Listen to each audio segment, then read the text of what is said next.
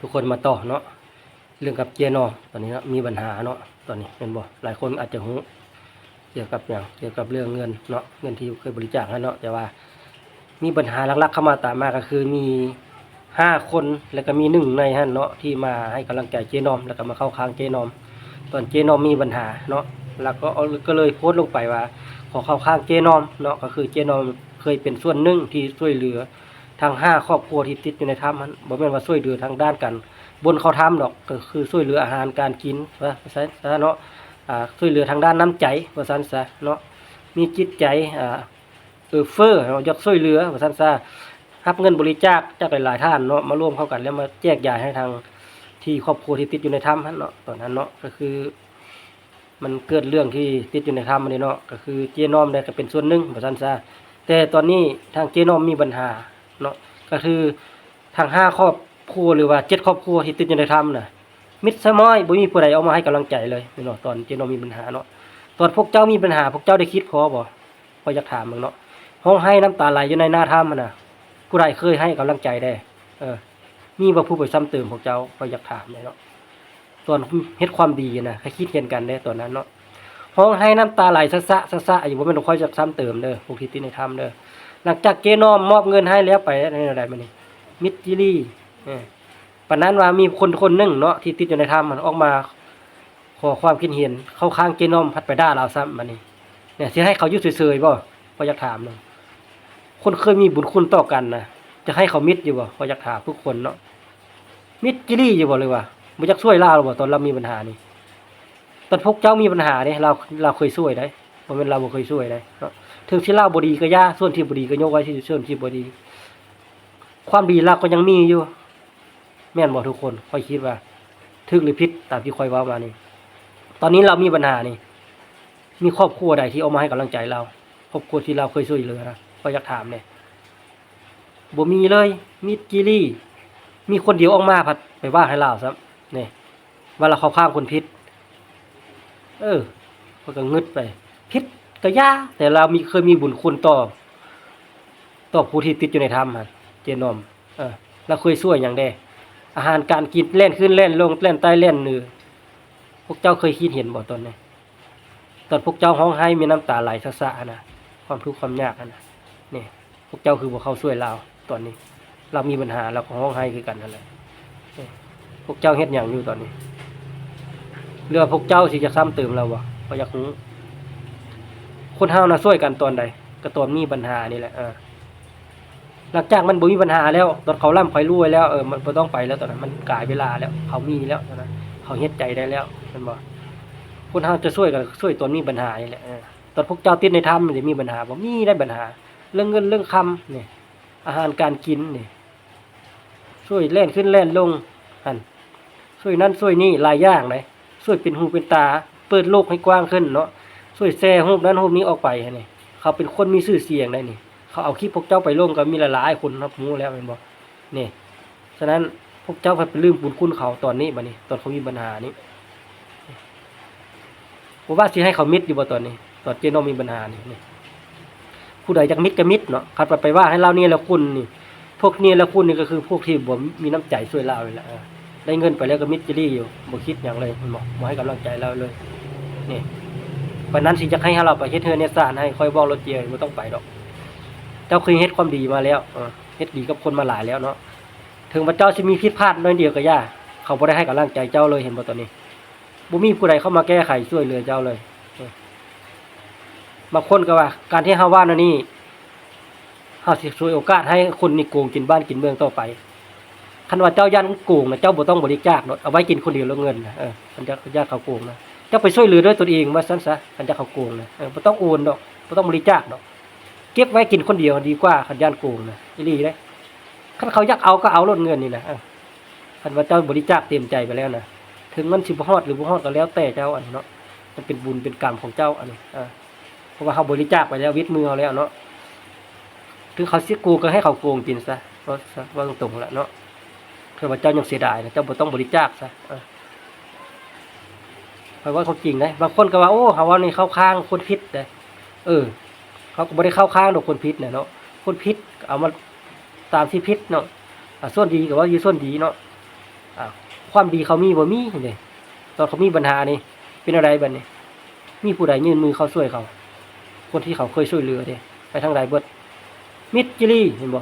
เพราะแต่คนเดียวมาเว้าหน่อยนึงครับไปปลุมด่าเขาซ้ำนี่ค่อยจะขอถามแม่นเนาะผู้ที่ไปปลุมด่าลาวไปคอมเมนต์ด่าลาวนะค่อยจะขอถามเนี่ย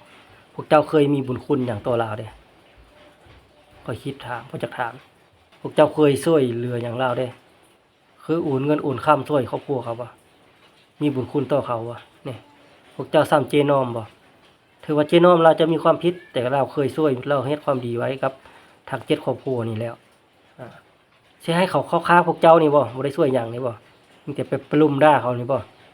เราสิมาเข้าข้างให้หยังพวกบ่เป็นพวกเจ้านะพวกสมองคือเจ้านี่แล้วก็ไปเข้าข้างคนที่เขาเคยมีบุญคุณต่อเราพุ่นแหละถึงเขามีความผิดก็อย่าเขาเข้าข้างคนที่ช่วยเหลือเขาเนาะยกตัวอย่างครอบครัวเจ้านี่มื้ออื่นมื้อนี่สิตายผู้นึงนี่บ่มียากินเนี่ยค่อยถาม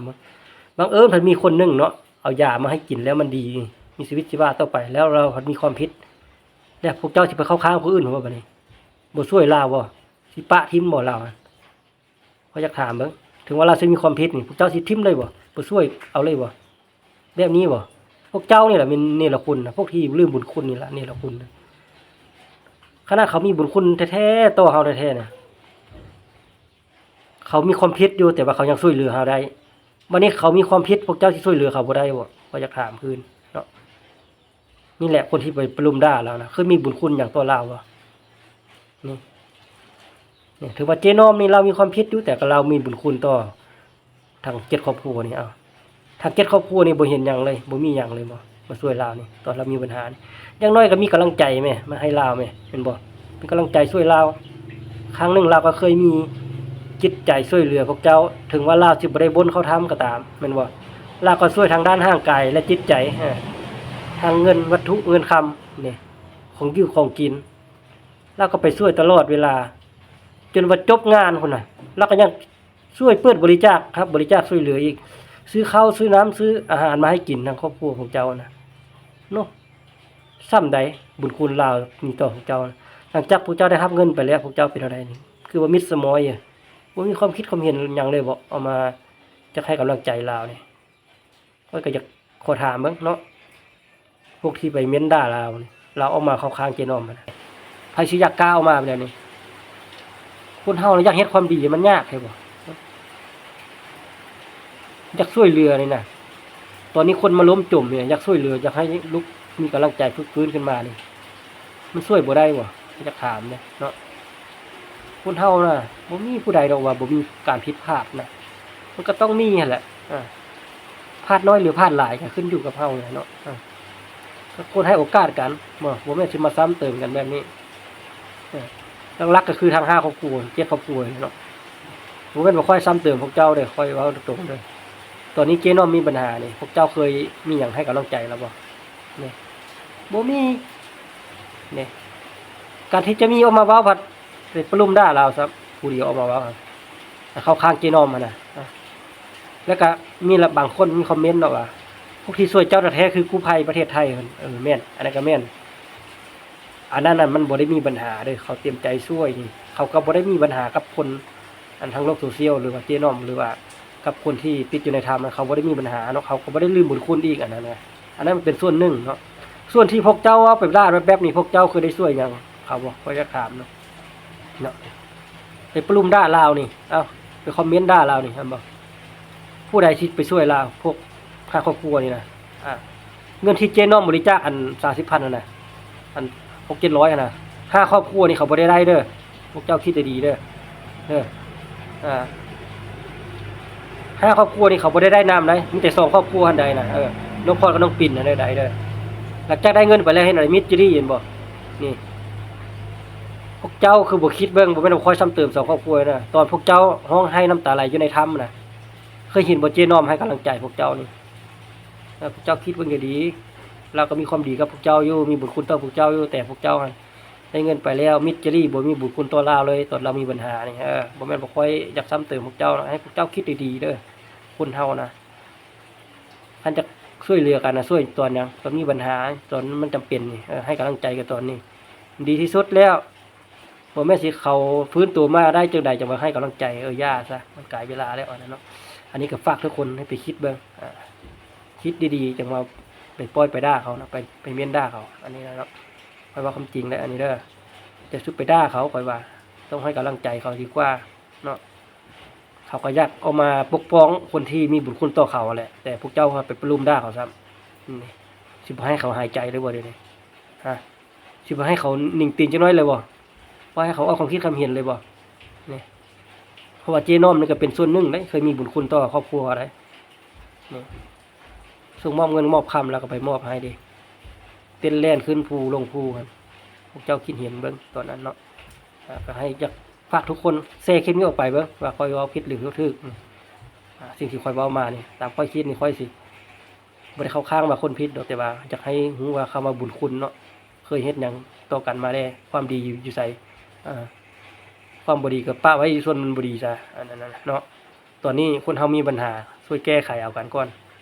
บ่แม่นสิมาเหยียบซ้ำกันตอนนี้